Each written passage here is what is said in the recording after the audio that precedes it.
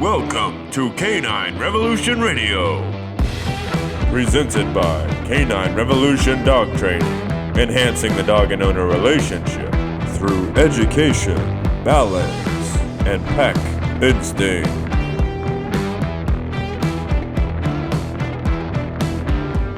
All right, guys, welcome to another episode of Canine Revolution Radio.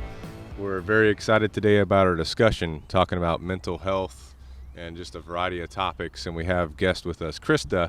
Krista, go ahead and talk to us a little bit about yourself. Give us some background, where you went to college at, and then where you're at right now. If you don't mind sharing all that information. Sure. So I'm Krista. I am a clinical therapist. I work at a behavioral health facility for youth. I went to school at USC, graduated in I don't remember now, maybe 2017, something like that. Good to go. At least you graduated, so you're good. Yes. Licensed, all that fun stuff. Yep. Perfect. So you're primarily dealing with youth right now, but yes. I'm sure through your graduate studies and all that, you dealt with a large variety of stuff going through.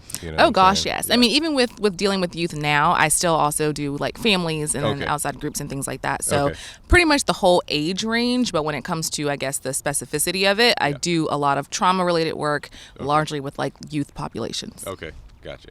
So mainly trauma stuff. Can you give some examples of I don't know if you can specialize in something, like what your specialty would be, or generally day in and day out you're dealing with trauma? What other types of major issues are you seeing pretty routinely? So trauma itself, I guess, would be one of those specialized things. Okay. Because there is extra training that you do in order to deal with that type of stuff. Mm-hmm. But then aside from that, I guess more diagnosis wise, we just have a lot of emotional issues, not so much personality, things like that, but definitely dealing with a lot of depression, mood disorders, anything that kind of deals with the typical growing pains of kids. And then as they're developing those, as they age, I guess you could say. Yeah. Things change. When you're 10, you can have one thing, and then by the time you're 12, it's becoming something different. Really? So. Okay.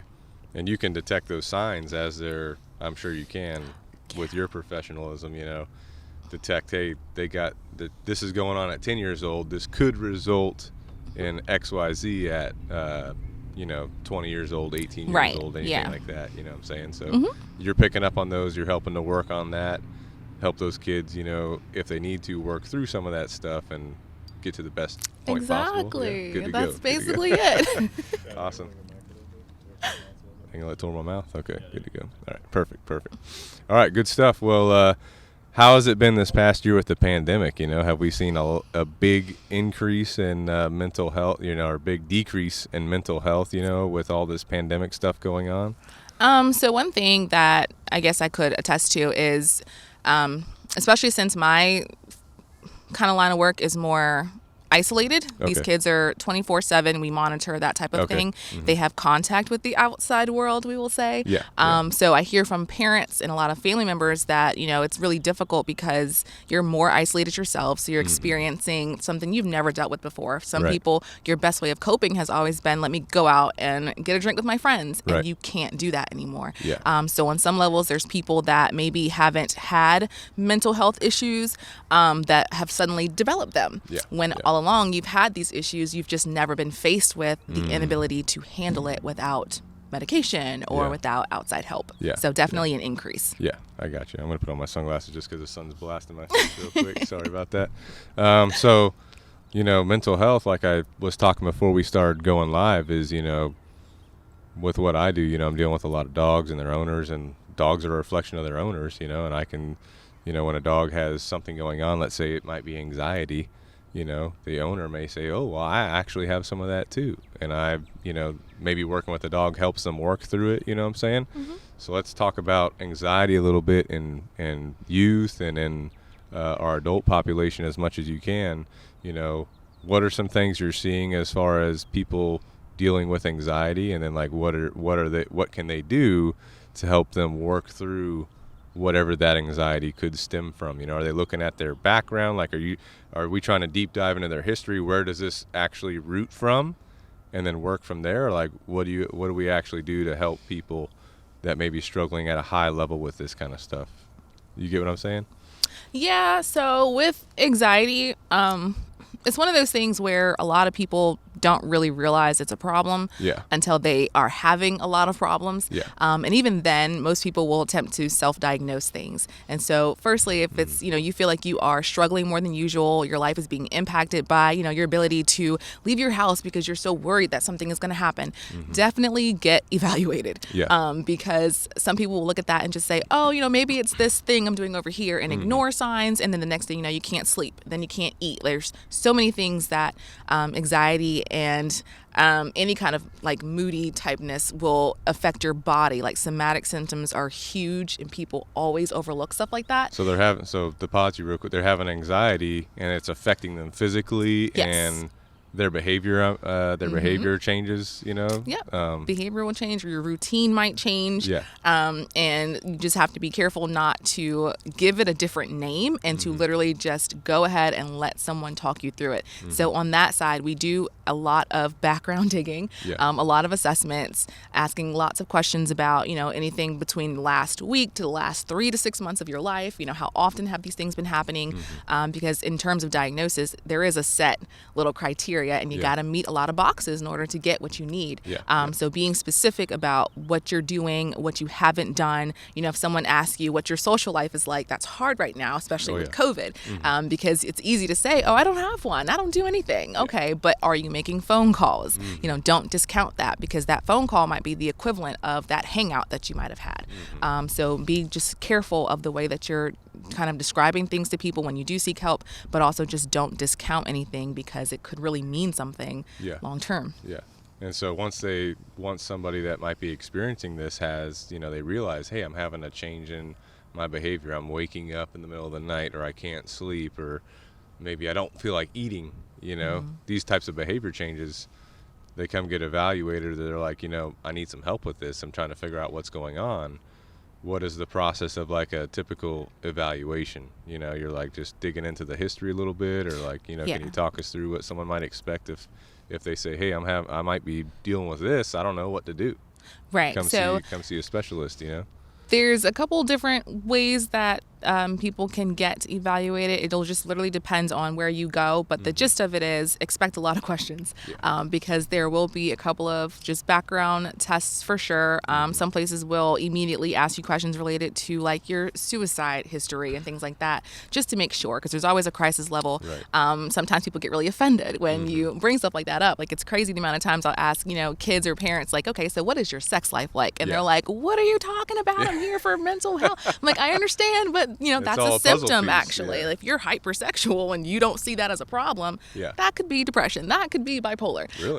Okay. So it's all related. And so that's why I say you have got to be open. You have got to really throw it all out there on the table and then let the professional sift through it. Like, don't try to mask anything. Don't try to underdo anything. People have a hard time talking about the parts of them that are embarrassing, they feel like, and if you're going specifically for, I think I'm anxious, I'm having these really bad anxiety attacks, panic attacks, those are huge. On one level, you might think, oh my God, maybe I'm dying. No, it only happens when you are stressed about work. It only happens when you're stressed about this. And so it's hard sometimes to kind of be that mental health professional that needs the access to the health, like the doctor records. Tell me the time you went to the ER. Did you get medication for this? And families and people, they don't put two and two together. So you have got to just let it all out, get it out there, and let us help you through it. But it's a lot of questions. Well, that's what I was going to say too when you were talking about. That's what I was going to say too, is when you're talking about that, is like, I feel like some people want to mask certain things when that may be what really they need to talk about, or I could see this happening, like if I was like youth coming up, if my parents were in the same room as me, that may influence my answers to the professional, so I'm sure sometimes you might be like, all right, let's just talk with one person here. You guys can go hang out somewhere else, if that's going on. But, people should not be hesitant to bring it all out on the table with a professional, so that the professional can do their work and sift through and say, all right, I've identified this as a trigger point for whatever, so that we can actually overcome the issue. Because I feel like if you're trying to mask something, it's not going to help you get to that rehabilitated point. Right. You know what I'm saying? Yeah. It's a big thing with being normal, and people feel like maybe these days it's a little bit more accepted to talk about mental health and to talk about struggles and things like that. But it's also very saturated and overly saturated, especially with media and especially with social media and movies. And in a quest to kind of normalize all these things about, it's okay if I'm depressed, it's okay if I have this, and if I need a day off, people just say, oh yeah, that's me. And then they follow some other prescription based off of what their friend did or what their cousin did. But that's not for you. And people don't understand that even at the base of, that little iceberg of this is my anxiety, this is my problem, there's years, like childhood. That one time you didn't get an ice cream cone from grandma could really be the reason that you're struggling today. And that only comes out once you've started working through your personal history and your personal triggers and your issues. It's not just as simple as, well, it started in college, so maybe I should just drop out and it's done. No, college brought out the fact that you're on your own and you're not used to that, or someone left you when you were younger. So that's where you have to keep digging. So not trying to just kind of scratch it, feel better for a week and say, I'm good, but really give it a shot and dig under the surface to figure out the whys so you can help yourself better in the future. Now, in that case where you're talking about like college, for example, someone's going to college, they're alone, they've separated from their family or, whoever they've been living with. Now they're in college. Now some of these things are coming up. Generally, is it a good idea for that person to, hey, let's take a break? Or is it like, hey, we need to help work through this problem, but you got to stay with it?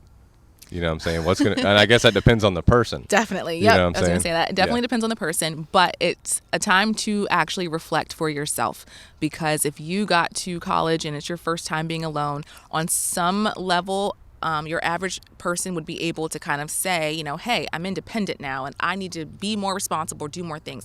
Someone else might completely shut down and just not realize, like, oh my God, there's so much that goes into being this college student. I have so much responsibility. What if I fail? So if you feel yourself getting like overworked, overwhelmed, there are people on campuses to talk about these types of things. Unfortunately, like even just the self-harm and suicide rates for school are super high. And a lot of people get diagnosed for the first time in college because that's their first time really like, oh my God, I'm struggling. And they think, well, hey, the mental health person on my campus is, pretty private, pretty secluded. I'll go there.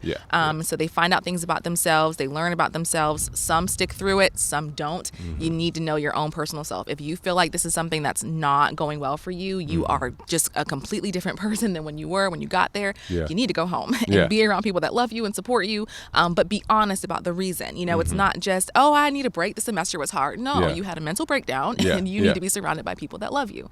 So that needs to be that conversation there. And then also, like, if that person, for example, goes back home around people they love, they still need to work with a professional, because at some point, you are going to have to, operate without that support group all the time. You know what I'm saying? So that's where a professional really needs to help you, or help whoever works and get to that point where they can build that up. You know what I'm saying? At least that's what I feel like. No, really, it sounds so simple. Like, but it's not. It's super complicated. A lot of people are really afraid of what it looks like to say, I have a therapist. And so even for me, like, it's crazy. Like when I get families that come in and they'll see me, they'll be like, oh my God, you're the therapist. And I'm like, exactly. And I kind of do that on purpose to like just show them that it's not a person sitting behind a desk judging you with their judgy eyes. Absolutely. It's really just, we're going to have a conversation. A lot of being therapeutic in the process is building a trust and a rapport with people and letting them know, like, hey, I'm basically like your walking diary. You let me know what you need. I can help you solve these problems. And it's not this clinical, they think of it like a doctor. You're going to sit down and write stuff down and you're not telling me what you think, and I won't, but if you want to talk about it, that's fine. But it really seems to me that you are way more concerned about your perception than anything else, and I am not here to do those things for you. I just want to help. And so you have got to get people to that point of realizing that on the surface, your life is falling apart. You can try to keep band-aiding it and keeping it together, but it's like you've got 15 splinters in there. You're literally still like gross inside. Yeah. So we got to open it up. We got to get down there, and it's a private thing. Confidentiality, I don't think gets put out there as much when people talk about like therapy and mental health. It's important that they know like what you talk about with your therapist does not leave that room, right? Unless of course I won't say that, but there's certain things we do have to tell. It's about safety. But for the most part, if you're not out here axe murdering people and doing a bunch of other stuff, there's nothing we're going to tell, you know? And so it's comforting to know that you can put it all out there. It's not going to be judged. It's not going to be leaked somewhere. And that you can start to work through stuff that you've been keeping for years. Yeah. And people that may struggle with the perception that others have of them. And I feel like that's like human nature, especially like maybe in today's society, like you're always worried about what does so-and-so think of me? What does so-and-so think of me? You know, like that's something that you're helping them like, hey, you don't really need to worry about. I'm assuming, you know, you tell me, but you know, you don't need to worry about what everybody else is thinking about you. You got to do your thing. You know what I'm saying? So especially I'll say for like the age group I work with, it's a lot of like more teenagey kids and that perception and that kind of becoming autonomous and I'm my own person now. What's my personality like? It's a big deal. And on one hand, you can't really say, don't you ever worry about what people have to say about you because lies, it matters. People need to see you in a certain type of light. I always teach about presentation of self. It's a sociology thing, but I think it's just really good. The fact that in any given moment, wherever we are, life is a stage. You are the performer. I'm going to be what you want me to be in that moment. If I go to school, my job is to become a student. It is to reflect what my teacher wants to see as a student. The same rules apply even in the mental health field, where if I say, oh, you've got schizophrenia, all of a sudden, the person that has schizophrenia starts to act like a schizophrenic. What does that even mean? And so, you know, we've got people running around like, I'm crazy, you know, I'm bipolar. Okay, but what does that mean? Like, you're just presenting what you think other people want to see, even though it has no bearing on the reality of what you're doing. And so trying to break that down in terms of perceptions and like how we're viewed by others, it's important to let people know that at the end of the day, you have the control. You know, and if you choose to be that person, if you choose to get on that stage and be this way, people have no choice but to accept it. You know, they can't challenge you because they don't know you. And so that usually helps people kind of calm it down a little bit and realize like, oh crap, I can totally just be myself because you're right. You don't know me. You're getting that impression of me. You have to believe what I'm putting out right now. So that's a big part of that too. So basically what you're saying, just so I understand, is like, as you go through different situations, you adjust what people are seeing of you, right? And that also helps that person be more confident because they are understanding how to work in that environment. Right. You know and that it's a normal thing. Some people are always like, you know, well, that's being fake. I'm like, no, it's not, because the person I am right here in this office is not Miss Krista over on the weekend. And that's the way it's supposed to be. Exactly. You know, and so me keeping that and presenting to you what makes you feel comfortable, because if I came in here in a whole like 3-piece suit and just had my little thing, you wouldn't want to talk to me. You'd be like, what is this? Shutting down. But on some levels, that's the professional, right? So me coming in here in my little Nikes and whatever, it's like, oh, okay, I can talk to her. She's all right. Exactly. So that helps us. That opens the door. It makes you comfortable. It makes me feel better because now you're not looking at me like, who is this lady? And it just makes for an easier, better process overall. Right. Gotcha. That makes total sense, you know. Let's talk, you know, we talked a little bit about anxiety. Is there anything, because I want to move into depression if we can, but is there anything that you want to touch on the anxiety topic before we go to the next topic? You know, people struggling with it, some things they can be doing at home, some things to think about, considerations for them.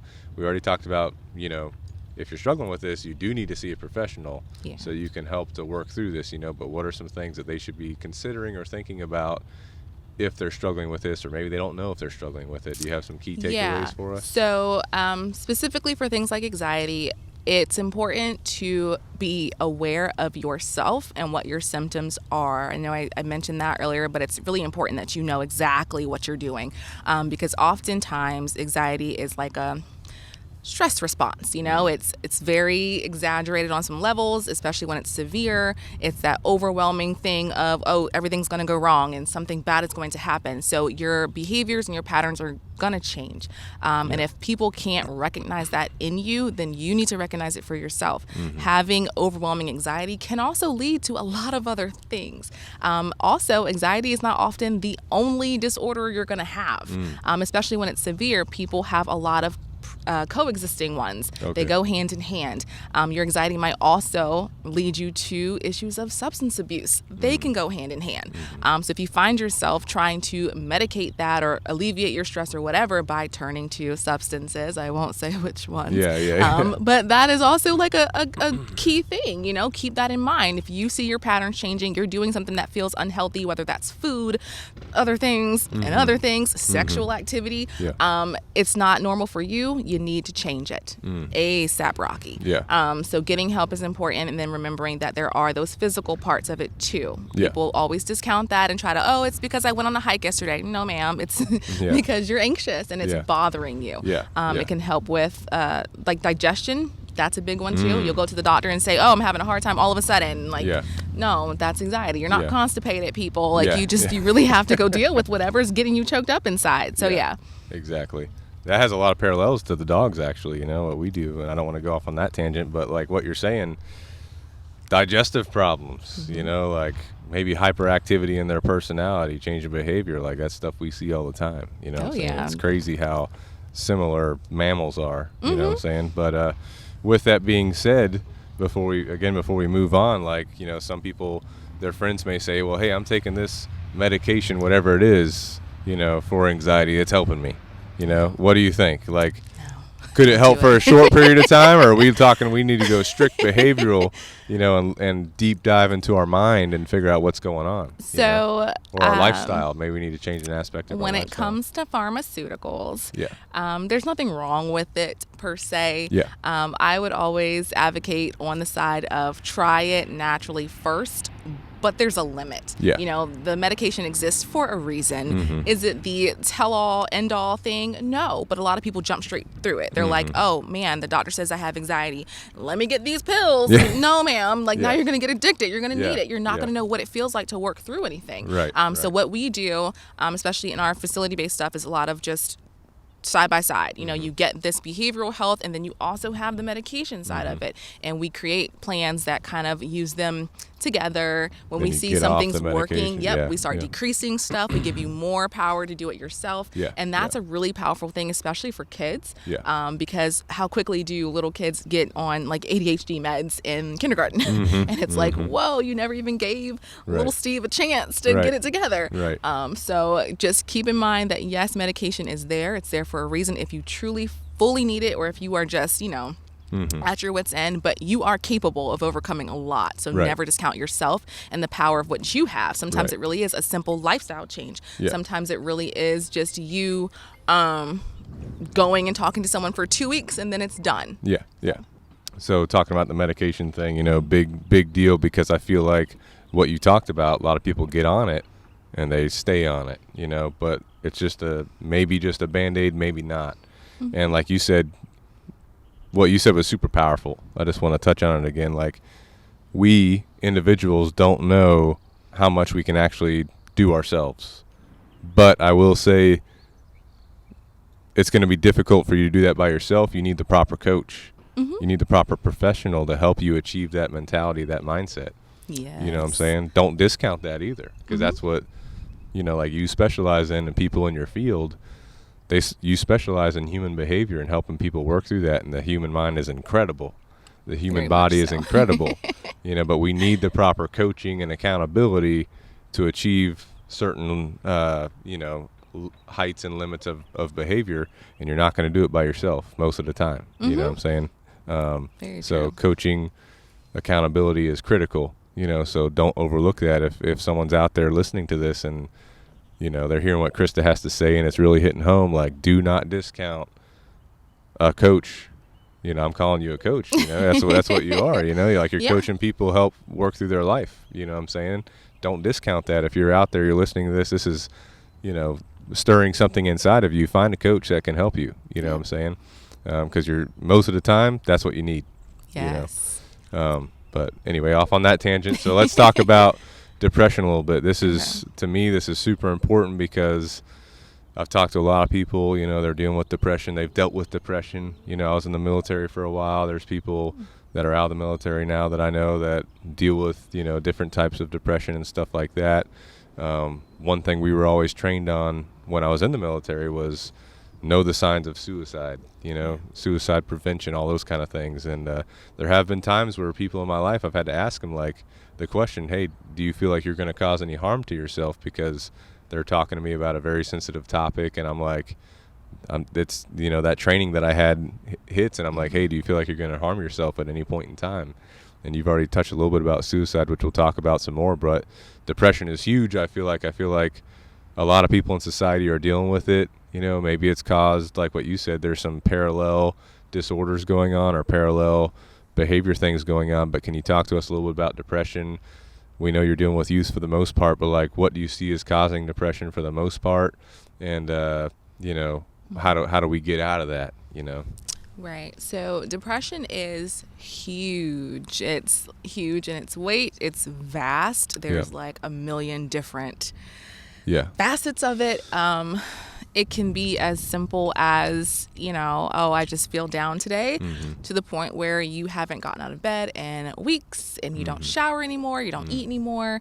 And it can be another disorder as well. It really lives in a lot of different ways. And I think that's a big reason why sometimes it goes undiagnosed in people. You think, I just had a really rough patch. And that's true. Maybe sometimes you have a rough patch. It's an adjustment thing. Right. But it very easily slips into depression. Depression is something that can happen all at once, or it can also be episodic to where you are like seasonal. People talk about that too. I'm only depressed in the winter. Yes, you will be. As soon as the sun comes out, you are a brand new person. That's true. It's a real life thing. And so it's crazy the amount of times like I'll have a kid that, struggles with depression or another mood disorder, and they're having a really rough time. I'll be like, hey, why don't we just walk outside for a second? The second we get outside, it's like, instant perk up. Because it literally is that impacted by simple things like that. Doing things that make you happy is the first place I always start when I'm dealing with anyone that has depression. I think people always look for an answer and a solution. I'm depressed, I'm down, I'm not being myself anymore. Why? What's making me angry? What's making me sad? I don't know why I cry all the time. Well, honey, me neither. But we can start with, what was your favorite thing? What was your favorite food? What was your favorite activity? Let's do that. And the more that you engage in things that make you happy, the more you start remembering what happy felt like, what it looks like on you. Be in the habit of checking your face out. That sounds weird, but seriously, if you're having a really depressed day, go and look at yourself in the mirror. See what your eyebrows are doing, what your face is doing, what your mouth is doing, whatever. Look at yourself when you're happy. Look at that relaxedness that you're going to have. Start to notice those little bitty differences, because depression is going to creep up on you over time. And there'll be one day that you walk past that mirror and you're like, whoa, I don't look at myself or like myself. Maybe you haven't washed your hair or done anything in a week. But know those little tiny differences for yourself. The other thing with that is that it's going to vary, obviously, from person to person, from person to kid to elderly. And so it might be masked easier by people that, that big brave face on, like, no, everything's great. Everything's fine. I feel amazing today. That's incredible. And in situations like that, I would say not all the time, but sometimes be careful about self-harming behaviors, because that is usually used as a coping mechanism. We talk about coping skills in this field a lot. People just don't seem to talk about the positive and the negative ones. Like drug use is coping. Cutting yourself is coping. It's just not the right way to do it. It's not the healthy way to do it. So when people tell you, oh yeah, I got good coping skills, get in the habit of asking them what kind. Because that is an easy way to hide the fact that I'm self-mutilating or destructing. And so if you are aware of your own, you can get in the habit of asking others about it, which opens a conversation about it. And that conversation could really help you stay level. Keeping it to yourself is what causes the problem. Real quick, I have something I wanted to address, is something with me and your age. I feel like me and you probably are the same. I'll be 27 this year, so. Way older than you. Oh, really? Oh, okay. Well, you said you graduated in 17, so that's when I graduated college too. That's a high level. So, but okay. Well, people, like a lot of my friends, I would say, like on social media, Twitter, Instagram, whatever, is people kind of glorify being depressed, and they kind of take on as a personality and be like, oh, I'm Mr. Depressed, or I'm the sad boy, I don't know if you heard of that before, and they kind of adapt it, and then they might not even be depressed, and then I think people just feed off of that, where they see other people are like, oh, I'm depressed, and they're like, oh, I want to be depressed too. Yeah. Because it's like, oh, it's a lifestyle. Like it's It like is. it's like a grungy, like however you might want to interpret it. I just want to know what your thoughts are on like maybe society now, especially with social media, just people like maybe making it seem more than it is for people who are actually depressed. It's not fun.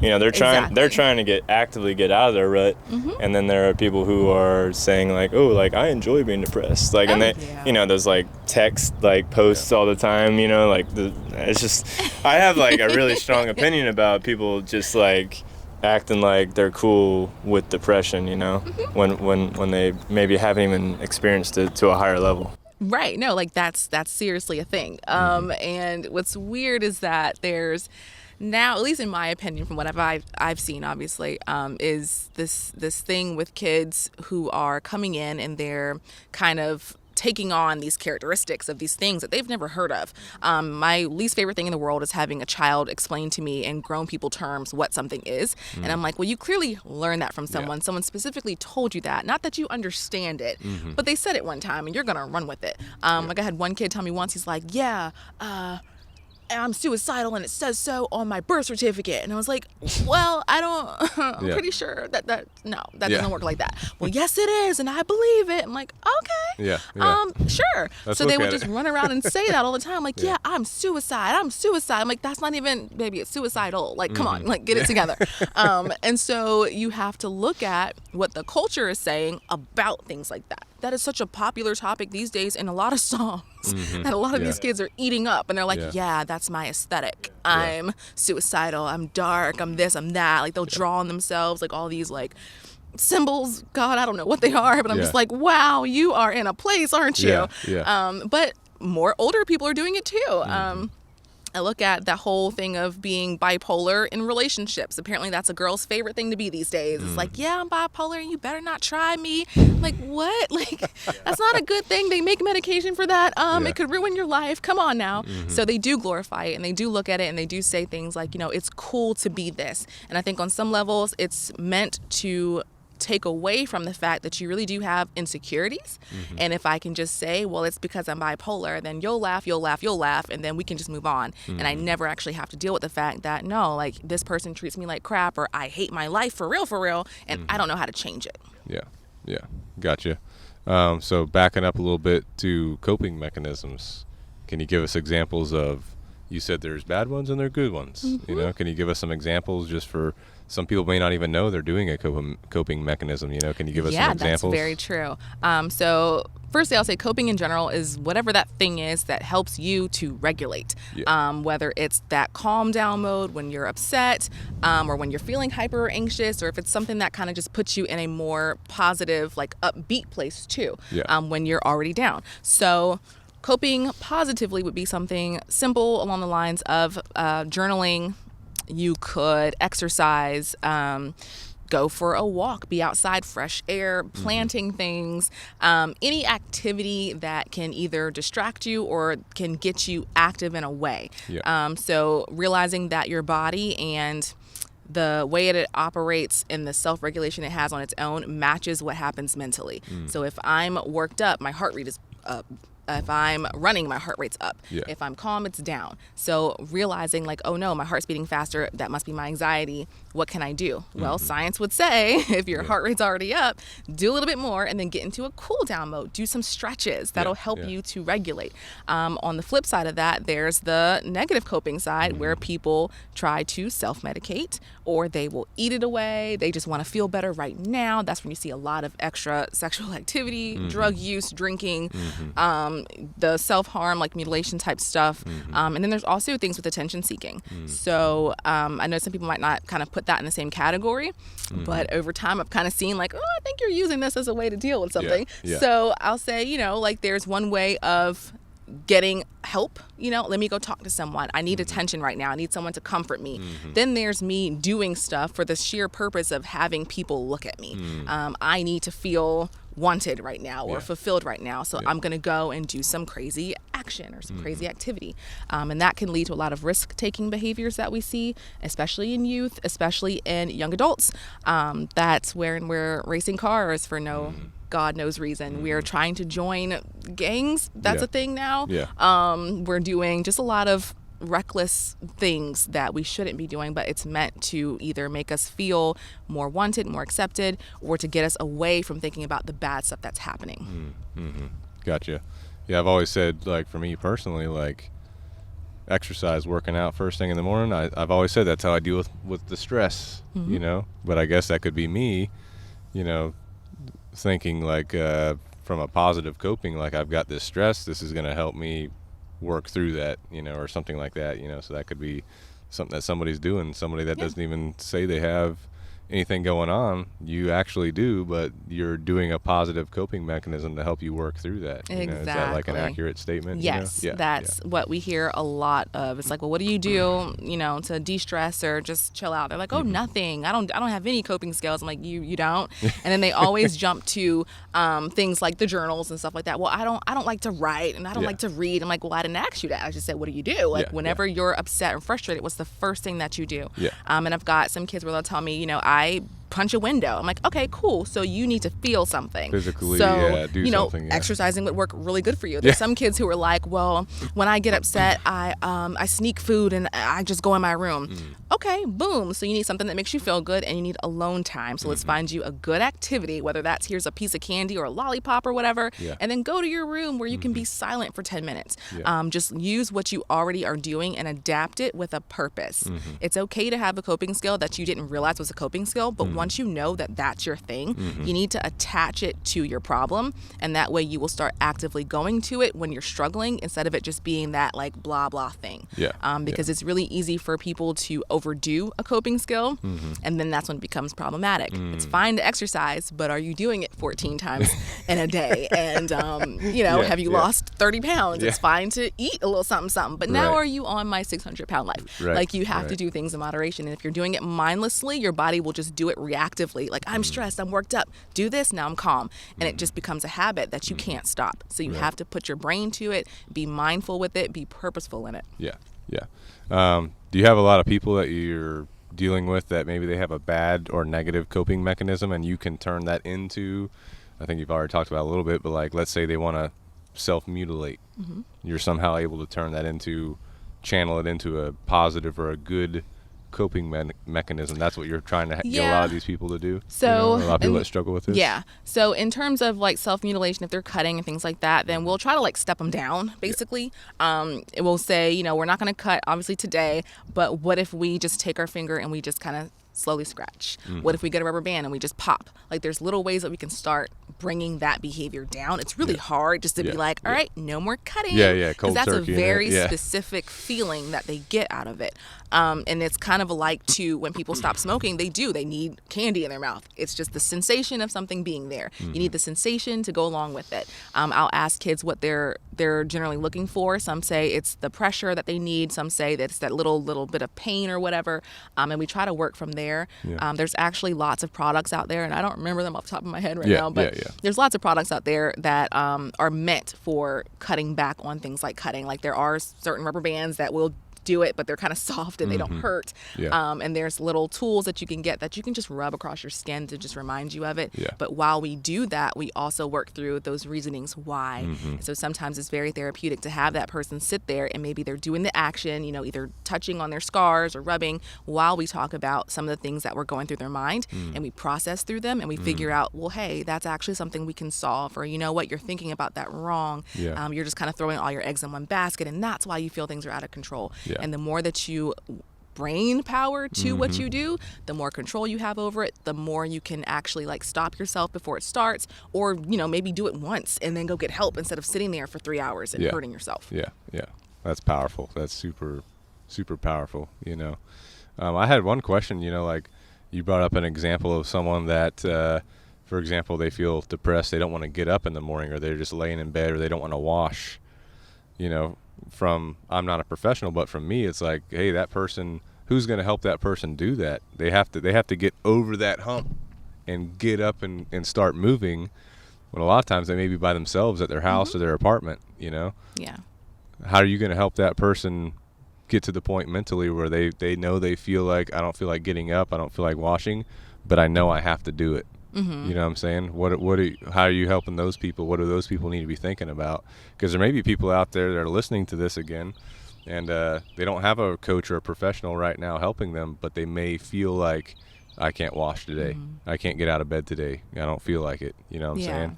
What can those people, you know, where do we go? How do we get there? You know? Right. So I would say definitely if that's you and it's been a long time and you're literally sitting there, it's been, 3 days, a week or whatever, you haven't moved, definitely consider first and foremost reaching out and getting some kind of help. Right. The other big thing though is baby steps. Nothing is going to happen overnight. No one's saying that you have to get up right now and go jump in the shower, but you can get a little wipe and at least wipe your face. Yeah. You can get, what are those little like toothpick thingies that are kind of like a toothbrush? Do that. Like, you don't have to do the whole shebang if it seems so overwhelming right now. Yeah. But do a little part. At least go put on a different pair of socks so your feet don't smell so bad. Like, whatever the case may be, make little changes. And then when your mind starts to see like, oh, okay, I smell a little fresher today, you're going to want to start doing more and more for yourself. Reach out or make a plan in the future. If you know that today is Tuesday and I'm just Saturday there's this event and I think I really want to go to it, tell a friend what you want to do, and that way it gives you a little bit of a push because there's something that you're looking forward to and you can't go like that, so you'll try to get something together beforehand, but little things. It's not complete it all now. It is definitely just do what you can while you can. And if you can't, ask for help. No one's expecting you to get up and be making breakfast after a horrible breakdown. We're just expecting you to keep going. So one foot in front of the other and just keep pushing. Could having a job help this person, or having like a dog or something where they have to take care of something else? It's not just reliant upon themselves, or a cat or a fish or something. Can that help? Can that help that person move, get up and move? Sometimes I will say that, because there are plenty of instances where I've had families where issues of depression were very severe, and I've got the kids who are telling me, my mom never moved, and so even having that didn't do anything. And in situations like that, I think medication would have helped. So again, there's a threshold for it. Do I think you need to run and jump to it? No. But if it's that bad to where you cannot function, you definitely need a little something extra. And there's nothing wrong with giving it a shot or trying it. I know people are scared of taking medication a lot of times. They think it's going to kind of mess things up. But, look at how your life is now and at least try it. If it's not working for you, tell your doctor you can come off of it. But you're going to need something to help you function. If you're not functioning, you can't live, and that's regardless of anything. But if it's not as severe, then definitely having a pet to take care of is a big deal. I know like support animals are huge. They pick up on that downness that you have, and they offer you extra love in those moments, and that's really good too. So something like a guinea pig can be a support animal, and so that's fine. Seek that out. Once you get better, go to PetSmart, get you one, and just start, getting into the habit of doing something different. Break out of that routine. Right. And then I assume you're wanting to form a new routine. Yes. For that person each day. Like, hey, you get up, you take a shower, you brush, whatever they're doing. But you're trying to change that old routine, baby stepping it to a new routine where they're able to stay in a good mental state. Exactly. And along that new routine, we have taken away whatever triggers we've identified. And so for some people, if it's this habit of getting off of work, and as soon as you get in the door, you immediately put your keys on the table, you see a pile of bills on the table. We're going to move the bills so that the next time you come in, that's not going to be there. We'll put something fun right there that says, okay, cool, maybe it's my baseball, and I love doing that. So now I take 10 minutes before I get settled at home to go outside and throw a baseball around with my kid or whatever. So definitely change it up. You can put something in a different place. That same pile of bills might not bother you on a Sunday afternoon, but it really stresses you out on a Thursday night because you just got off work and it's been a long week.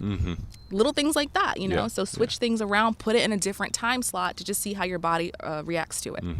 And going back to what you talked about medication, like there might be people that need medication, but again, the goal is you would use that to help you through a period of time, and then with the end goal of coming off of that and mentally being ready to go as stable as possible to continue your new routine. Is that correct? That's the, right. That's the end that's goal? right for you. If that's right for you. Because there are, again, some people where you need it. You really need it, and you need to stay on it, and it's your regimen, and it works for you. Boom. But people should not be so quick to just jump to it when they don't even know what they're able to do. Like I'll tell people all the time, like you'll never understand what you're good at because you always stop as soon as it got difficult. Like, you have got to get over that one little hump. And sometimes that hump isn't even your abilities. It's that you didn't have the right tool, you know? And so you'll blame yourself like, man, I'm just dumb and I can't do it. It's like, no, baby, you needed a TI-83 calculator. You can't use this little push button one, you know? And so you have to explain that to people so that they see that it's not you. You know, we just have to find you a different way of doing it. Right. Gotcha. I've had some people tell me before, you know, I don't know if this is depression, but they're struggling and they're like, they have a voice in their head, or they think it's a voice, or they have thoughts that just pop into their head where it's like, you're not worth this, you're not worth that, you need to hurt yourself. You know, is that depression? Is it a thought or a voice? It depends. Yeah. Because it could be something else. Yeah. We're not even going to discount that. Yeah. If you hear anything, talk to somebody real quick. Because then we're upgrading to some other stuff. Depression. What are we talking about? If that's going on, what would that be? I mean, it could be lots of things. Different things, I mean, but then we're also looking at like the more personality-based stuff too. You know, maybe we are schizophrenic. Maybe we are whatever another personality one is. I can't think of it right now, but that's a different story. Nothing should be telling you to do anything. Right. Now, we all have that voice in the back of our mind that kind of like beats us up sometimes and kind of gets us down. And that's a normal process. That's a normal thing. But when it is very specifically calling you out for being unworthy or something negative and telling you to do something, or even saying, you know, well, I better do this before someone else does it to me, then that is a different issue, and you definitely should go get that checked out. The other big one that kind of goes along with that depression and the voices and maybe some other stuff is PTSD. That's super huge, and it can easily be confused as some other stuff as well, but it has this long list of possibilities, long list of triggers, natural triggers that'll be, you know, what is it, like people that have been to war and whatever, like, oh, here's a firework, and it's like, no, that's a bomb. And we overreact to things because we really feel like we're there and we really remember these things. So you just have to be careful. So if there's voices of any kind and you can't separate it from, you know, the reality versus is this really a voice, call an emergency hotline and get help. Because you're not going to get through it on your own. No. You know what I'm saying? Definitely not with the voices. And PTSD, talking about that a little bit, that's not just people that have been to war or anything like that. That could be something in your childhood. Something happened. Oh, yeah. Maybe you... Car accident. Car accident. Or maybe there was a family member that was not, you know, the best person to be in your life and, you know, cause some harm or something like that. That can impact you for the rest of your life. Yep. And be careful with kids because you, believe it or not, can get PTSD from TV shows. Yeah. Just Really. things that you've seen.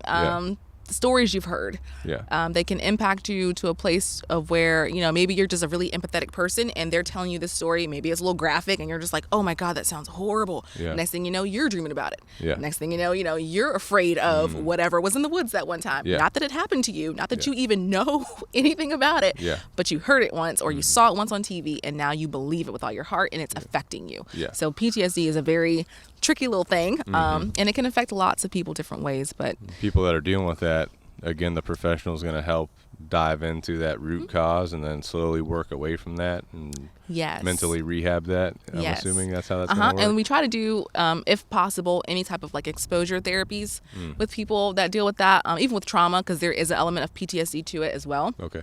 And that's a big reason for it. It's because a lot of the times those triggers that you have, again, they're natural things. They're not anything that you should be afraid of, anything that you should worry about, but you're reacting to it weird. I say weird, differently.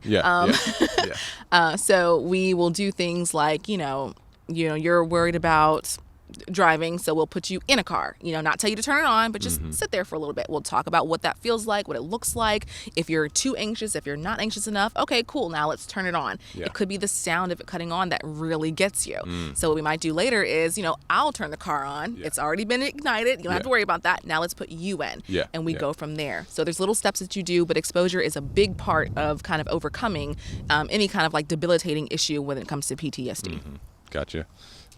Jumping back into depression, I've had also some people that I have conversations with where they say they're on the medication, they try to come off, or like when they're on the medication, they don't feel normal. They feel kind of mushy, or like just clouded.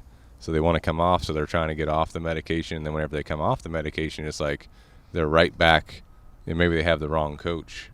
I don't know if that's a thing, maybe you have the wrong professional. You need someone that speaks more to you and what's going on, but they're having this battle where they're trying to come off, but they can't because they don't want to be on it because it's cloudy, it's mushy, but then they come off, and it's like back to the same mentality. Like, what can that person do to kind of get out of that stuck zone, So there's a couple different things that you could do if you're dealing with the medication and it's not really working. Mainly just realizing that the solution does not have to necessarily be, let me just fully come off. Could be the dose. Okay. Like, let's get you on a lower dose. Could be the type of medication you're on. Some of them do different things. But then, like you said, it could definitely be the person that you're working with. Therapy and therapists, we come in a variety, a very big variety. Like for me, I'm not actually even a, quote, therapist. I'm a social worker. I just operate in a clinical capacity. So there's people that are actually licensed counselors who operate differently. We have a different approach. Try people out. You know, these days it's so easy. What is it, like BetterHelp, and another one where you can like get matched with a person and try it for a couple days, and if they're not for you, they're not for you. But on that token, you need to be aware of this thing, we call it transference and countertransference, to where we are similar in a way, and because we're so similar, I can relate to you. I can help you. We can solve problems, but you got to be careful, because what if I'm looking at you like, man, that's what I would do if I was in their position. I'm not you. And then vice versa. I've got some kids that'll look at me and be like, I want to call you mom. No, you don't. I'm not your mother. But it happens because I have these youth, or I've got, women who are like, man, you're like a friend. I'm not your friend.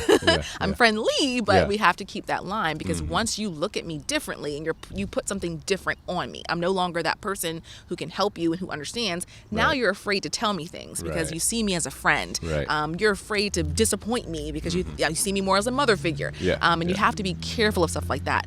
If you know and you feel that things are changing with your professional, get a new one. Your records go with you. And that's a big fear that people have. They're like, well, I don't want to start over. Technically, you don't have to. Just get to know this next person. Your records will follow. We read it. We get to know you before you come to the door. Okay. We meet you and we're like, okay, bet. This is who you are. Your paperwork say this, but I see you're pretty cool right now. But that's a big thing for people. It's like, well, I already told them that and I don't want to go back over it. You don't have to go back over it, unless it's something that we see didn't get worked through all the way, and then we might revisit it, but we're going to do it in a different way. We've all got different approaches. So definitely focus on keeping medication and a person, therapist, whatever, if you need the medication, and then focus more on my personal abilities to overcome and move on versus just being reliant on it. Now, if you find that, even when you're off, even with your best coaching abilities, you're still struggling on some level, there's nothing wrong with having the medication. Just make sure you actually need that. And that is something that your team, your doctor, your therapist, and whoever else you work with will be able to talk to you about.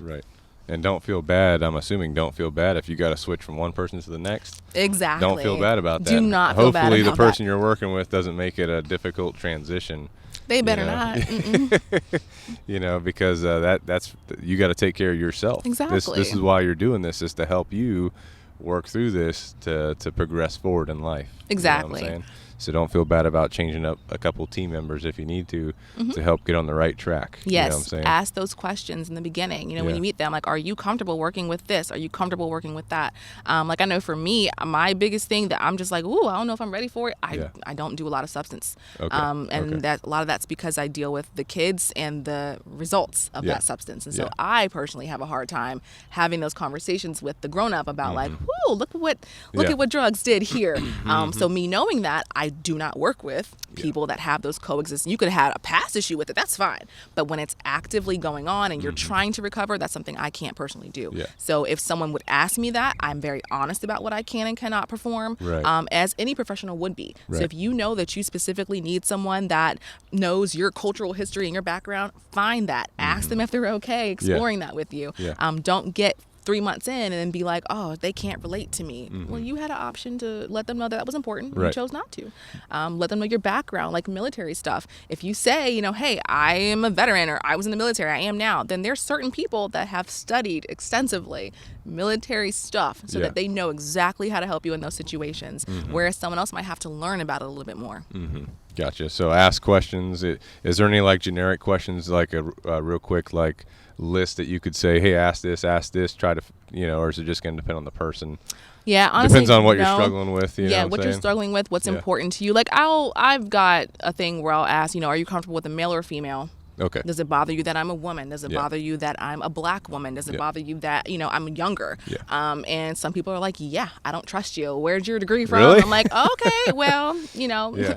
Google me, honey, because the state, but whatever. Yeah. And you have to do that sometimes. And then you've got other people who are very specific about, well, I've only ever worked with, white women in school. So they very specifically want someone that looks like that. You have to be careful on the flip side too, because if you are struggling with abuse, what if your abuser looked just like me? If you don't tell me that, I'm going to trigger you every single time you see me. Every time I open my mouth, you're going to be like, you never tell me good stuff, and you never have nice things to say. Why? Because I remind you of your mother. Yeah. Yeah. That's important.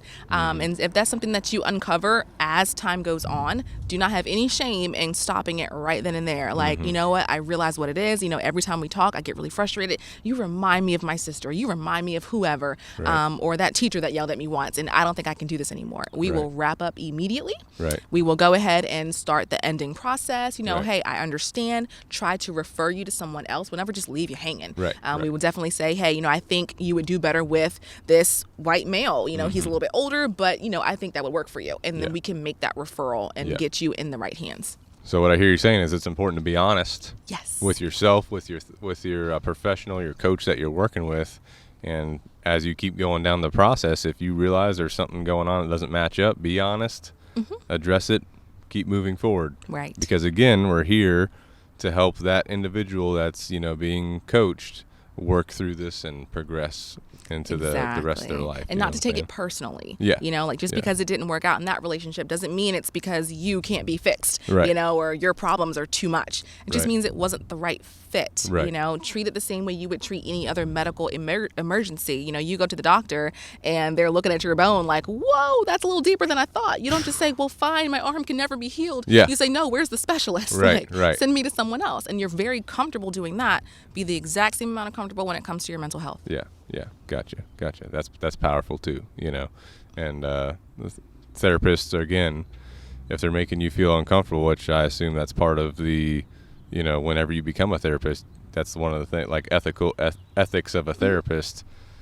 If something weird's going on, you need to go somewhere else, what I'm saying, without immediately. Yeah, exactly. Or even if they end it, because there's been plenty of times where I've had clients and I'm like, this isn't gonna work. You're from your side, so you're saying I'll it's not gonna work. hey, yeah. I really think that you'd be better with someone else, and they might get offended or they might get upset with me or whatever, but it all boils down to I don't think I can serve you right. Right. And they have to understand. Because you have their best interest in mind. Exactly. You know what I'm saying? Yeah. So let's talk real quick, because you're dealing with youth. There's a lot of parents or people that intend to have children in the future maybe listening, and I know that just like with puppies, the way that children are brought up is very, very important for the rest of their life. You know what I'm saying? And you're dealing with that head first with what you're doing. What can you say to parents to be careful of?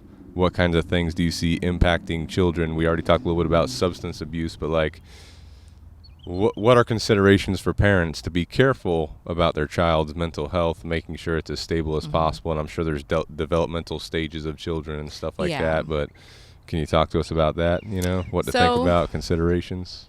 All in all, that's a pretty broad thing, but if I had to boil it down to some just important things, it's to just be accepting of whatever your child is. If you are not ready to accept the child as the adult that it could possibly be, whether that's the addicted adult, the murderous adult, the perfectly fine adult with, a good job and a wife and all that fun stuff, the substance using one, whatever, then please do not have the child. Because as kids grow up, I hear a lot of, oh, this kid is just so difficult. They're this or that and the third. Yes, children are difficult. Yes. But you telling them that every day isn't going to help. Right. If your child ends up being born and maybe they're on the spectrum. Oh, my kid will never be able to do blah, blah, blah. No, they will. They've got plenty of new things these days. There's so much adaptive technology these days.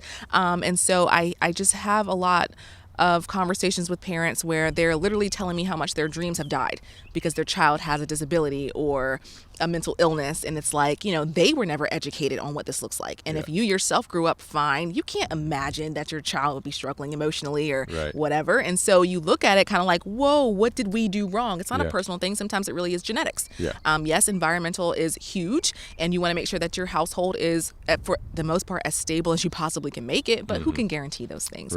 Ultimately, it boils down to be supportive of your child. If your child needs help, get them that help. Do not wait to get them that help. But that also means not just saying, oh man, my kid's crazy, let me medicate it. No, look into therapy first, you know. Just as quickly as we run to a doctor, they need to run to mental health professionals, because sometimes you don't even need that doctor right now. You need this preventive side of stuff. And I don't think us as a culture puts a lot of stock in preventive measures. And therapy can be something that's preventative. You know, we can help you before it gets to the point where you have hurt yourself, have hurt someone else, or you're living dangerously and now your children are exposed. So just be supportive of your child, be ready for whatever your child will come out as. And then know that they have the ability to grow into whatever they want to be. You know, it's your job as a parent to kind of comfort that and offer them whatever resources you can, not to tear them down and make them feel like they can never be good because, you know, oh, he's got autism. That's not how it works. And then also I'd say for parents, you know, don't have this idea of what your child's going to be and push them to that. Let them figure things out on their own, because children, you know, they don't make the best decisions all the time because they're kids, but within reason, allow them to explore and develop on their own. But like you said, be supportive, provide that stable family as much as possible, which can be challenging when you got kids running around screaming and all that kind of stuff, or teenagers rebelling, you know what I'm saying? How do you see that like bullying in schools or anything like that as impacting mental health? You know, what are your insights on that? It's bad. I don't think people realize how bad it is. And I have had clients where law enforcement had to get involved because of the level of bullying that the child sustained. I've had issues where, you know, the kids have attempted suicidal things because of the level of bullying they sustained. And the sad part is that there's two major fields of thought where on one side people say, you know, toughen up, we were all bullied, it's not a big deal, come on, like that's why the schools are there, that's why these zero tolerance or whatever is in place. Then on the other side there's people who are saying, you know, like, oh no, protect the kids, like we've got to come and support and rally around them. And I think both are just really extreme. On some level, you do want to encourage and foster resiliency. That is a huge factor, and that's more along the lines of toughen up. You know, things are going to happen, you need to learn how to bounce back from them. On the other side, people should not be tormenting you every single day. And as adults and as institutions, we have got to put something in place to help, because these kids are not going to make it. They're not. What can parents do to children before they get to that school? Like, let's say they're going to, I don't know where it happens mostly, like middle school or elementary or high school or across the board. It's there. You know, but what can parents do to prepare their kids? Because, you know, unfortunately, the parent's not there. There may not be administration that's supervising the kids at all times. So there, like you said, there's going to be some bullying there. We got to build resiliency. How are we going to do that as a parent? What's the best technique for a parent to do to try and build some of that up in their kids? You know, to the best of your knowledge. Shelter them. That's a big one. There's a lot of people who are kind of under the impression that, you know, as a kid, I want my kid to have a kid life and do kid things, and when stuff goes wrong, I want them to know, like, oh no, mommy and daddy tried our hardest to make sure this would happen for you. But that is where that resiliency starts to go down, because we are constantly cushioning whatever negative they could feel. They need to feel the negative, because once they have felt it for themselves and they can start to show you how they handle the negative, you can work with them to make sure it's a good and healthy expression of such. If my kid never, or every time you got upset, I would just, you know, oh, let me come hug you and coddle you and do whatever. I can't give you a hug in school, honey. But that's now the only way that you know how to calm down is by getting a hug. You need some kind of attention. So letting your child kind of have that little meltdown, talking them through it to see what they do, what they don't do, and then giving them like pros and cons, good job, bad job on whatever it is that they've done. You know, hey, honey, I see you were upset or whatever, and you did a really good job calming yourself down, but next time, I really want you to talk to me first before you throw something. Yeah. Or, next time come over here and hold my hand if you want to throw something. Yeah. So make sure that you're coaching them through, because once they are removed from your sight, whatever they do, they're going to do out there. If your child throws tantrums now in the backyard, they're going to do it in the middle of the school. Yeah. And they're going to be very upset when kids start laughing at them and picking on them, because you were fine putting up with it. Why can't these kids put up with it? Why can't the teachers put up with it?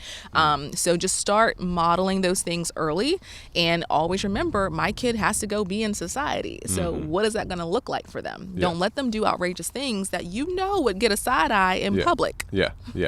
That's a really good point to make, What about, like, you got a little kid, like, let's say they're 2 or 3, and they fall over. They're crying, stuff like that. You got some people are like, get up, you're fine. And you got other people that are coddling them. I'm sure both are probably on the extreme side, like we said. That kind of situation, you want to build resiliency even that young with that, like just a simple fall over. Obviously, if you fall off of a big ledge and you're legit hurt, you don't want to say like, hey, you're fine. You know what I'm saying? Walk it off. It's just a bone. But balancing that out, like, is that something that, parents, hey, this is a situation where you're going to build some resiliency, like actually, yeah. And that's the funny part about it, is that there's so many little just day-to-day things that can help or really hurt things in the long run. And something as simple as your child falling over and getting hurt is one of them. The way that you respond to them in need or in danger is what they see. And so again, if my kid is hurt and I'm like, oh no, here's all of me instantly, they're learning that, if I just cry a little bit, she'll run over to me. And you really will see tons of kids where nothing's wrong, I'm just inconvenienced, and they'll just bust out into tears. And that's the way they've learned to deal with any kind of discomfort. They don't know the difference between a mild thing and actual injury. So I find myself working a lot with kids where it's like, all right, let's make a list, because 1 through 10 of most dangerous to least, you wanting to go to your friend's house does not warrant a blow up. Right. You breaking your arm might.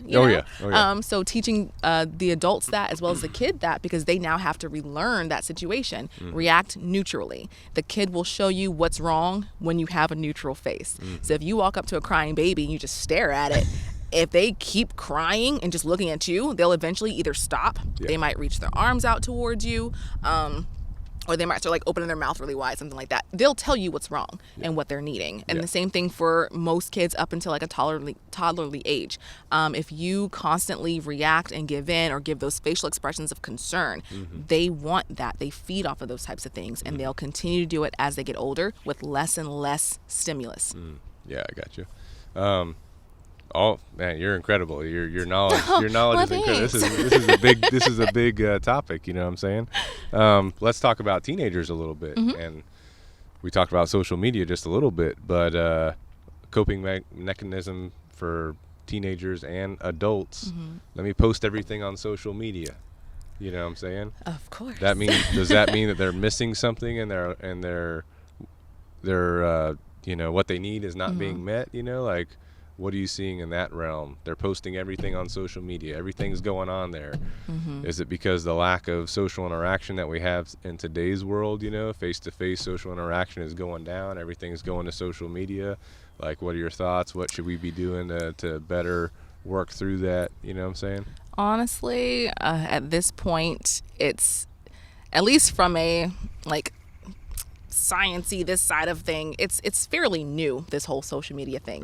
And I think it really needs to get studied, because the impact and the effects of it are spanning over generations that are basically like our generation. When I was in elementary school, there was no social media. Suddenly it is here, and I've been using it, and now my 5-year-old niece is like, oh, auntie, I'm on Roblox, and I'm like, what?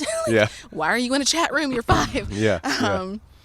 But these kids have grown up with it their entire lives. So whereas we have learned that, hey, I don't need this doesn't exist, that's all they know. And so now we've got these kids who are like hyper out there, overly aware of things, these little mini social justice warriors doing all this stuff online. And I think a lot of kids have a hard time separating the reality from the online stuff. But at the same time, everything's trending towards being online. Yep. So are they so wrong to be online and exposing all this? Yeah. Look at how easily you can become an influencer. Yeah. Oh yeah. Oh yeah. I've got so many kids. I'm like, what do you want to be when you get older? I'm going to be a YouTuber. And I'm like, yeah, you will. Actually, you can, They you know, could and be. so Yeah, it's a they could thing be. now, Yep. you know, and so on one hand, I think it's mostly about education because they're going to be on the internet, they're going to be putting their lives out there. It's what people do now. There's no such thing as the celebrity anymore. There's no such thing as like that little town in Hollywood. Anyone can get famous off of anything. Right. And it's created this drive for like money. You know, I think that's the underlying thing. Fame, popularity, cash. What can I do to get out there? I want to do anything I possibly can. And we've got kids who are willing to literally risk their lives to do it. And so I think that's where the education part comes in. Checking themselves, if anything, having it mandatory that kids at least talk to a therapist once so that someone can at least know and see, because you can trend towards certain things and you can see that, you know. I can talk to a kid for 20 minutes and be like, okay, I'm gonna need you to work on this. Yeah. You know. Yeah. And when we develop like treatment plans and things like that, it's just based off of history, based off of what I've seen you do the last 3 weeks. It's nothing, you know, super crazy.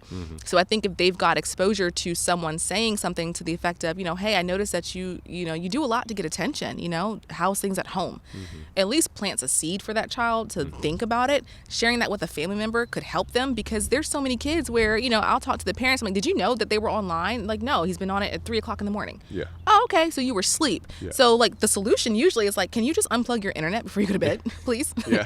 Because you're not monitoring your kid, and Right. this is something that needs to take place. But we can't stop it from happening. And that's the bad part of it. You know, parents are not as up to date on social media and the World Wide Web as they should be. Yeah. Because the other big thing of that is, for the first time in who knows how long, you've got parents that are 50 and parents that are 14 Yep. sending their kid to the exact same school. Yep. So how does that work when, Yeah. you know, these two want to be friends, and you've got these old school people over here who are like, you know, no phone, no Yeah. internet, and you've Yeah. got little Stacy's mom who's Oh, just yeah. like, girl, bye, here's your phone. Yeah, you've got unlimited data. It creates a lot of conflict, you know, and a lot of that lesser than and I'm better than you stuff breeds the bullying. So what do you do when now it's like, you know, hey, we're in the same generation, but I'm from two different generations. It's hard. It's really hard being a kid these days. Yeah, yeah. So we're not going away from social media. It's Right. just getting stronger. So as a parent, as a coach, as someone working through this stuff, like understanding it, you know, using it within moderation. Do we, Yes. being moderate about what we're doing, not being so far on either side, you know, but being somewhere in the middle, moderately using it to however is best for us and our lifestyle and our family or Right. our individuality. Yeah, I would know? tell the parents, if you want your child on social media, because again, you can't stop them, you Yeah. either need to have them use it in front of you, you know, make it like a family time thing. We get on the computer for XYZ amount of time a day, and then it's while we're in the living room. And that way you can see, or at least be around when they're doing stuff. Get in the habit of checking it like periodically, not once a week. Because once your child knows your schedule, they're just going to hide it before you get to them. Yeah. Being aware that kids are super slick. I have had so many kids who are like, you know, yeah, that's my phone, but I just went to Walmart and bought a track phone, and that's the yeah. one I use for whatever. And so it's like, oh, okay, so does your mama know about your second phone? Yeah, And they're yeah, like, yeah. no, I just gave it to my friend before I got grounded. Great. Yeah. Yeah, you did. Makes a Yeah. lot of sense. Yeah. So being super aware of your child as well as your kid's friends. Like if you've got a kid in that age group, please know who their friends are, know their parents, because I guarantee you they're not going where they said they were going. They're not doing what they said they were doing. And we are way too trusting because we think, oh, I can just call them. Yeah. Or, you know, I'll FaceTime her and see where she's at. Yeah. No, she's going to go stand in front of a wall and act like she's at the library, honey. Like that's not how it works these days. Parents have got to step their game up. Yeah. And that's going to happen, you know, because even I'm sure whenever we were kids, you know I was. Sometimes I would say I was one. Hopefully my parents aren't listening to this. But sometimes I'd say I'm going to so and so, and then I'm over here at this Right. other place. Like I feel like that's going to happen. That's what kids do, Yeah. you know. But maybe you understand. You know the group, at least for your child's safety. Like you know, hey, they said they're going to hang out with so and so. I know so and so's parents. Like let's touch base. Yes. Keep track of where the kids are. At least we know like if they're somewhere safe, and let them think they got away with what they were doing versus going somewhere totally bad. Okay, now we need to show up there and like get them out of there. Exactly. You know what I'm saying? That type of stuff. Yes. Keep them the best way possible. You know that what is I'm a saying? super helpful thing, because even with my kids, you know, like I said earlier, they're isolated. You know, you're at this facility, you live here, there is nothing else. Right. When we create plans for discharge, we have to also remember, hey, this kid has friends at school and they haven't seen them in the last 3 to 9 months. This was a bad influence for him. How are we going to help him once he gets back to school? Right. And parents inevitably tell me, they're like, well, Miss Krista, I mean, we can't follow him to school. It's like, what do you want us to do? And I'm like, you know, hey, good point. But at the end of the day, you know, he's gotten off the bus. You know that he's going to get back off the bus at 3:15. You need to make sure someone can meet him there. You need to make sure, you know, so-and-so's friend's mom is aware that he's going to be where he is when he says he is. You cannot just give them that trust. You cannot just assume that it's going to happen. And then we start that process early, where I'll tell the kids all day, like, you realize you're here for a reason, and you realize when you go home, things will not be the same. You're going to have to earn back a lot of what you lost. So don't be surprised if there's now a little tracker on your little phone that beeps because it's, you know, 8:59 and you need to be home by 9. Like, don't worry about that. I've told parents, you know, go get that little, oh my God, what's the name of that phone? It's got like 3 big buttons on it and that's it. It's for like elderly people. You're getting that There's for the like kids? no internet. Just, like, just so they can make a call. Exactly. Like, if all you need a phone for is so you know where they are. You don't need like a cell phone. You don't need a little touch screen. No, get this little flip and you're gonna call it a day. Like, that's all you need technically. Exactly. And then they flip their crap when I say stuff like that. The kids are like, oh my God, you can't do that. My life is over. I'm like, no, your life is over when you've been here with me for the last 6 months. I'm trying to help you rebuild it, you know? Exactly. And so the parents will say, you know, like, yeah, that's a really good idea. I didn't think of that. I'm like, yeah, because it's so simple. We don't think about it. Getting cameras, as much as it might suck, get the cameras, you know? Clearly don't maybe put them in like, you know, like private spaces or whatever, but in the house, if your kid says this is what time I'm getting home and you don't want to stay up to watch them, record them. Get Let that the doorbell alarms camera. go off. And that'll teach them, you know, Yeah. and that'll also help you, because then you can see, oh, hey, I guess I can't trust my kid the way I thought I could. Put those systems in place. Let people know, let family know that so-and-so cannot do these things. So when they ask to go to your house, please understand they're only asking so that they can go sneak off to little Chad's house up the street. I didn't mean to say that, you're but good. you know, and so if family knows that, then they can monitor, they can help. Back to the whole village idea of raising kids is really helpful. And as a parent, you're a parent. You know Right. what I'm saying? You're not supposed to be like that kid's best friend. Exactly. Now that's cool if like you are on a good relationship with them, but you gotta raise this young person. You know what I'm saying?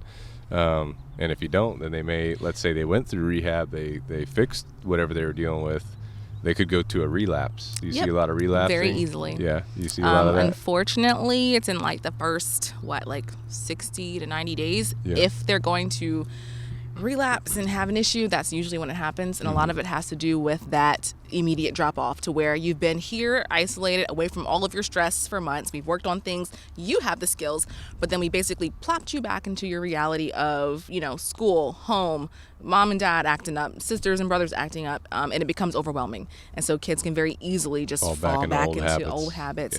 And that's a big issue. That's why we mandate any kid that comes to us to have family therapy, so that the family understands it's not about changing him, it's about changing y'all. Kids do not just become this overnight, you know? And even if they did, by some magical force of nature, you guys have also adapted to accommodate this, which is why it continues to go. You know, the kids have gotten you so afraid of doing anything that you no longer expect anything out of them. You know, I've got kids that are 14, 15 years old that have never washed a dish or did their own laundry because mom and dad were petrified that if I ask him to do it, he's going to punch me in the face, you know? And so it creates problems where if you have a little brother or sister, now mom and dad are like, oh, we can't talk to him. You do all the work. And so now your little sister hates you because you have to pick up all the slack. And now we've got this animosity, the resentment, a bunch of other things that are going on that families don't realize. And they just think, well, once I got rid of him, we all went to heaven. Everything was amazing. We got a break. No, you all have patterns and habits now that have learned to live with this behavior that's not healthy. So everyone has to change to make it better. 2 questions on that. I just want to say real quick. First of all would be transitional period back home. And then second one would be, as we continue talking, it's like super important for parents to start off on day one with that child that's still drinking out of a bottle, you know, to build up the proper behaviors. we'll talk about that first. Do you have recommendations for parents to learn? Because I mean, as a parent, you don't know what to do. Right. You're just figuring it out. Right. You know what I'm saying? And it may be based on how you were raised or Yeah. something like that. Do you guys have resources for parents to study? Hey, you should be doing this at this age, or do you have books or things that you recommend they read? Or hey, influencers, any influencers they should be following? No influencers. But really, on resources to learn how to parent appropriately. You know? Not really. No? It's like if you want to read that stuff, you go for it. Yeah. But you have to keep in mind that those people wrote those books from their life perspectives, and that's it. And what worked for their child is not 9 times out of 10 going to work for yours. Right. And a lot of it just has to do with your own personal circumstance. You know, like you mentioned, like the way that you were raised, you're most likely going to repeat what your parents did. And so if you have had a lot of trauma in your background, or, you know, just maybe not the best growing up experiences, getting help mentally will alleviate a lot of the things that you might do as a parent. Okay. More so than reading a book on how to raise a kid, because who knows how to raise a kid? You just don't. It depends on so many different things. Right. Be confident in your ability, and remember that it's your child. You know, if you're loving and you're, like I said, as stable as you possibly can be. We've had issues where, you know, kids maybe were from a lower socioeconomic status, and it's like, you know, hey, I have a room, but I don't have a bed. You know, some people might be like, oh my God, how dare you not have a bed? It's like, well, that's all he's ever known, sweetheart. As long as he's got a room, a roof, a bathroom, we're good, you know? And we have to accept that. You know, that does not make that parent lesser because she didn't go and, you know, spend hundreds of dollars on something that, you know, hey, we're fine sleeping on the couch. We're fine sleeping on the floor. Yeah. That's their business, you know? And we have to accept that. The same way if, you know, I've got a parent that works 4 jobs, and so your child mostly grows up with cousins and babysitters. Okay. Yeah. Reading a book is going to tell you how important it is that you're a mom and you're present. Right. That book is not taking into account that you live alone, you've got 3 kids, and you're working 5 jobs. Yeah, you have to support the kids. That's why you're working that many jobs. All that book is going to do is make you feel like a crappy mama. Yeah. So I'm not a big advocate on, you know, stuff like that. But again, if it works for you, you go for it. Yeah. But you're still trying to build resiliency, build good habits to the best of your ability. Exactly. And, you know, if you can identify that there are some things in your childhood that you didn't like that maybe your parents did, talk to a professional, talk to a coach, try and work through that so that you can raise your kids maybe a little bit differently. Oh, yeah. Because and we already know it's that moment. Yeah, we already know that, like you said, we're going to reflect a lot of what our parents did to us when we were growing up. So, like, if you had problems with some of that, go to a professional, go to a coach so you can change some of that, you know what I'm saying? Because you will notice it. I've had so many parents who will tell me, you know, there was this one day and I did this and it reminded me of something. And I'm like, well, that was your cue right there that you are unsatisfied with the way that you're raising your child. You feel like you're repeating your parents' mistakes. You don't want to be like your dad or your mom or whatever. But you also just can't feel sorry for your kids either. That's another big thing I see where parents have had a horrible background and then all of a sudden they let their kid get away with anything and everything because, you know, well, I don't want my child to feel how I felt against my parents. So you just have to be careful and seek help when you notice there's a problem. Gotcha. So going back to transition period, like let's say youth is at the institute where you're at and then they need to transition home. Instead of just plopping them back into society or back into their old routine while you're still trying to train the family, do you have other ways of like baby stepping them? Like maybe they just go to school, come back.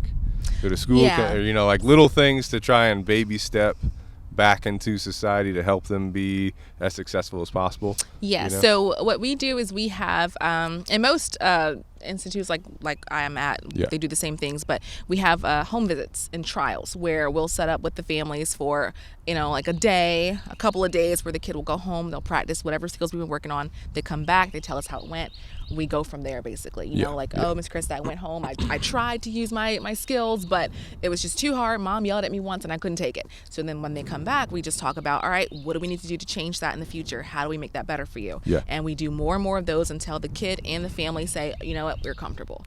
Or until we see that the behaviors themselves are just gone. Because sometimes the parent is never going to be comfortable. And I've had that too, to where they've been literally traumatized by their child so much, and that is a true thing, to where it's like, you know, they'll come back and they're crying and they're like, Miss Chris, I can't. Like, are they ready? Are you sure they're ready? And I'm like, well, I can't make any guarantees. This is a person nonetheless. They're going to make their own decisions. But from what we've seen, if we act this way with them, if we do these things, walk away during this, they do better. Yeah. You know, maybe they're not 100% better.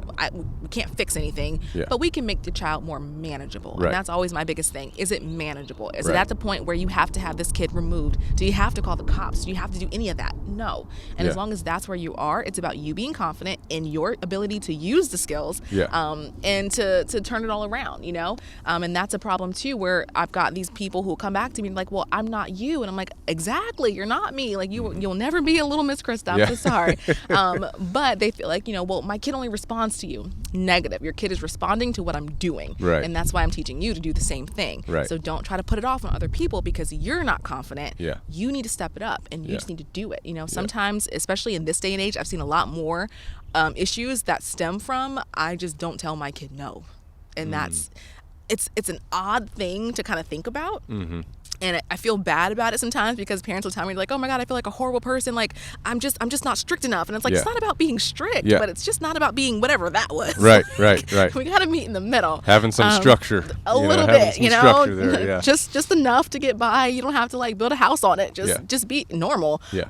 But they don't realize it until it's out of control that they're like, oh my God, I really don't ever tell this child, you know, not to do this, or I don't have the expectations that I thought were going across, you know? Right. And then a lot of kids have things like ADHD. Well, with that, it's really hard for kids to do things. Even just initiating tasks is super hard. Yeah. A lot of the times because they just don't know what you want from them. You know, I can say, go clean your room. That's why he picked up 2 things, because in his mind, he cleaned it. Right. Now you're arguing. If you show them what clean looks like, they're more likely to do it. And you're not going to have those extra steps in between. You show them what get ready for school looks like. They'll know what it looks like. They won't just go and throw on a book bag. They'll actually go brush their teeth and brush their hair. Right. But you do have to spell that stuff out. There's a lot of similarities that what you're saying applying to the kids, applying to someone, not a kid, but maybe another adult that's dealing with some disorders or abuse of substance or anything else, or even dogs, you know what I'm saying? Employees, team members, anything like that, like what you're saying. And from where I'm sitting is across the board, give them an expectation, you know, or show them what the expectation is before you ask, like go clean your room, for example.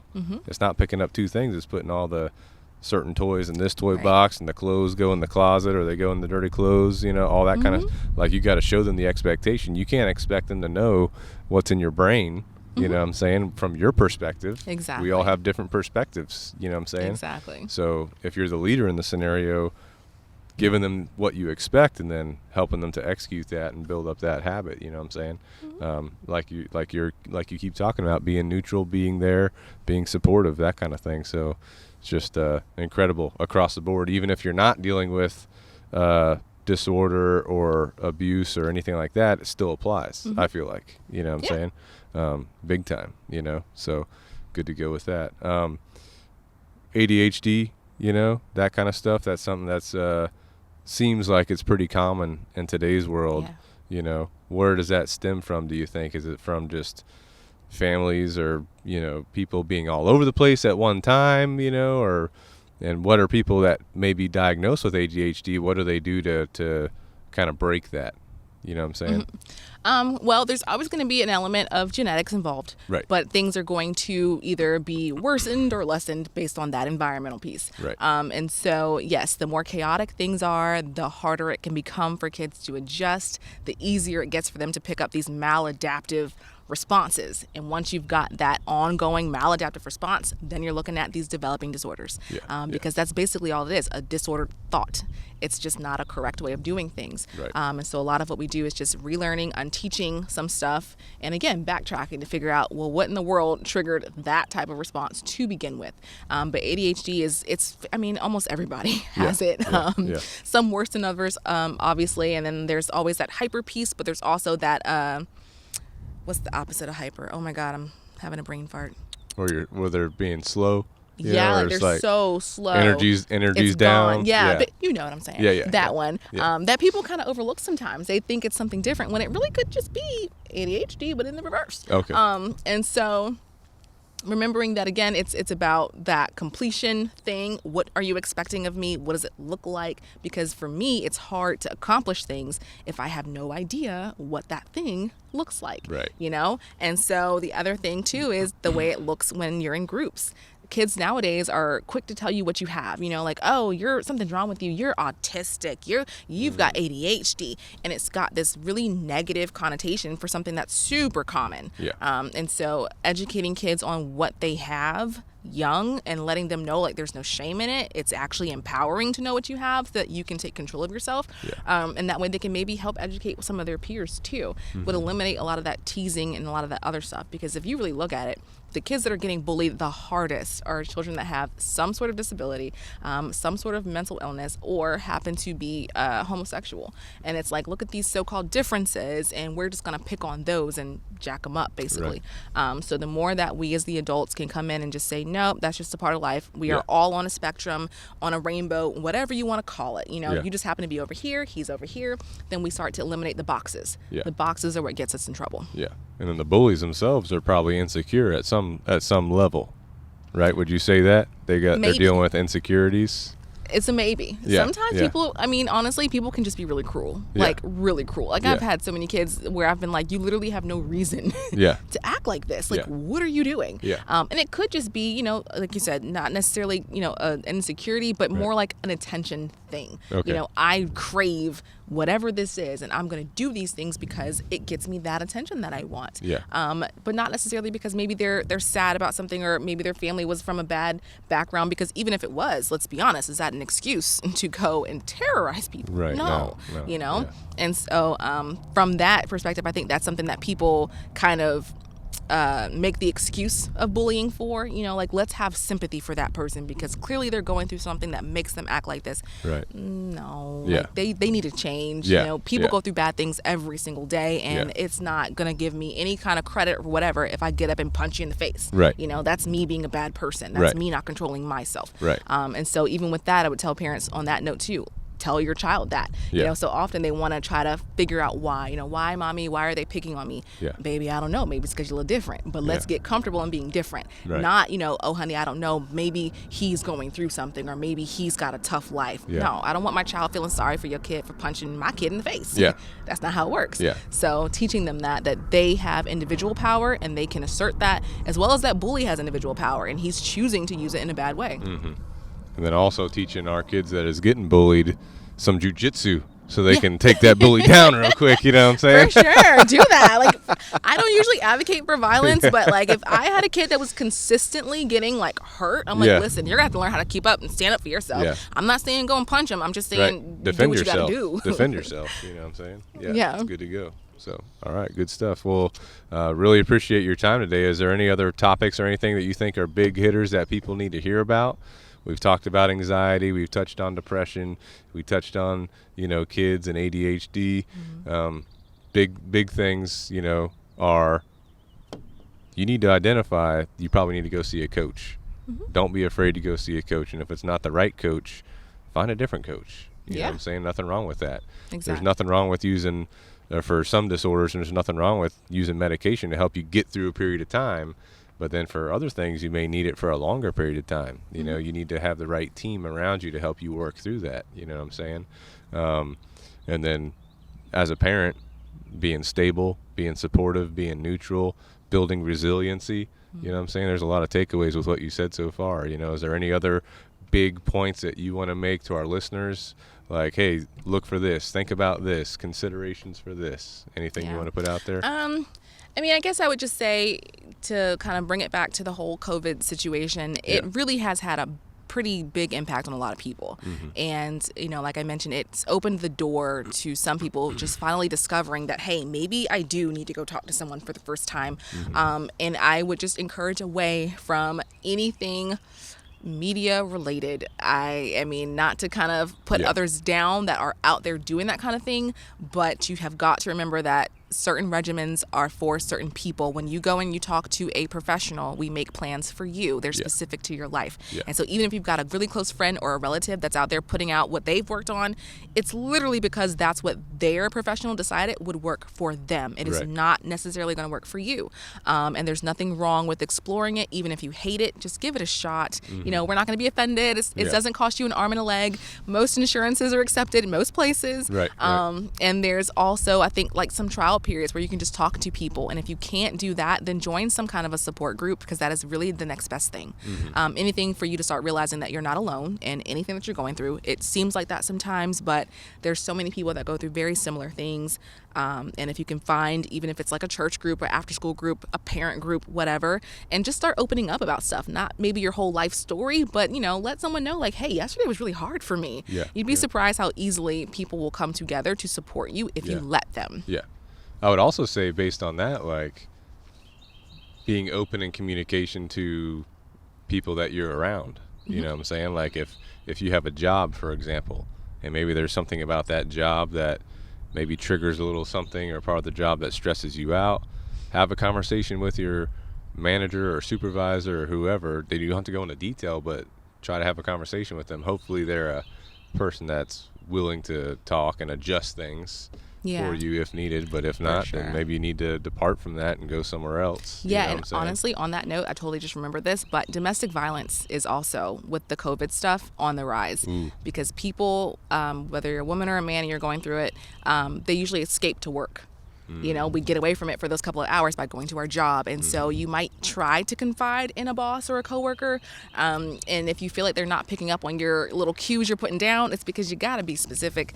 You need to tell somebody exactly what is happening, exactly how you feel. Same thing with school. A lot of kids have escaped their abusers at home because they go to school. Especially and now if it's a lot of kids are home. They're home now. So if your kid's not coming to class like they're supposed to or whatever, or they seem a little down, something could easily be going on. And encouraging parents to use appropriate language. Like, it is not a cookie or a stick. It is a penis and a vagina. And teachers need to know that, because when you say, like, oh, you know, he took my stick, you're like, what are you talking about? I don't know what you're talking about. So kids need to know those types of things. And that way they can seek help. It is also not shameful if someone comes back to you and says, hey, you know, little whoever told me this happened today. You know, that's your cue to look into it as a parent, not to like shut them down and try to shame them for putting stuff out there. Or even if they're not being truthful and honest, find out why they would specifically lie about things like that. It always uncovers something. I think that's super important for the kids and for like people that are escaping the work. You know, you got to be specific in your communication. Don't assume that you give some subtle message and then someone picks up on that. Like, let's be specific. Right. You know what I'm saying? Very, very important, you know. I had another thought that slipped me while we were talking about that real quick, but it was a good thought too.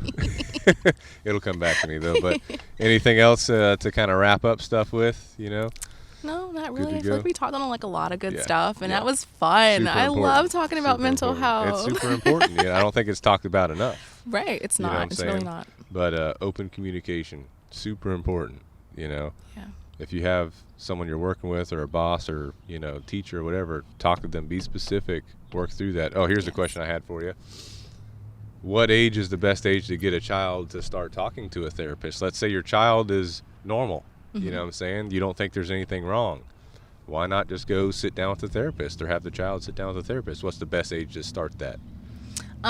If you're just doing it to kind of ensure like the kid can just have long-term skills and all that fun stuff, as soon as they can talk, really, you know, maybe when they first start school would be a good idea too, because then they're finally getting exposed to something that's different from their normal life. You know, their first time in school is like, who are all of these extra kids? It might be helpful to have someone there that can kind of guide them through that transition process so that they can adjust better. But in terms of just therapy at all, kids can be 2 starting therapy, especially under like traumatic circumstances. So whenever you feel like your kid is ready for it, if they start displaying to you a different type of behavior, or even if they come to you with a question that you don't know the answer to, might be a good time to bring in a professional. Okay, gotcha.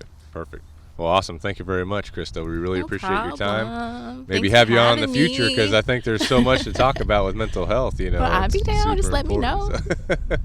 For you, the listener, we really appreciate you guys' support, listening. If you have any feedback on this episode, let us know. If you need to talk to someone like Krista, you know, reach out to us. I'm sure we can put you in contact with her if she's okay with certain people being in contact with her. But there's a ton of resources, like she already talked about, in your local area that you could look into. And I will say, you know, she already touched about, Your insurance is going to cover a good portion of it. You know, there's other support groups and stuff out there, but your mental health is so important. Yes. And everybody's going to deal with things a little bit differently. That's why she's talking about your treatment plan is going to be different based on the individual, but your mental health is more important than you think it is. Right. Don't hesitate. If there's something not right, your thought process, you know, you think some of your behaviors are off, or someone that you love and care about, get them support, get them help. Don't wait.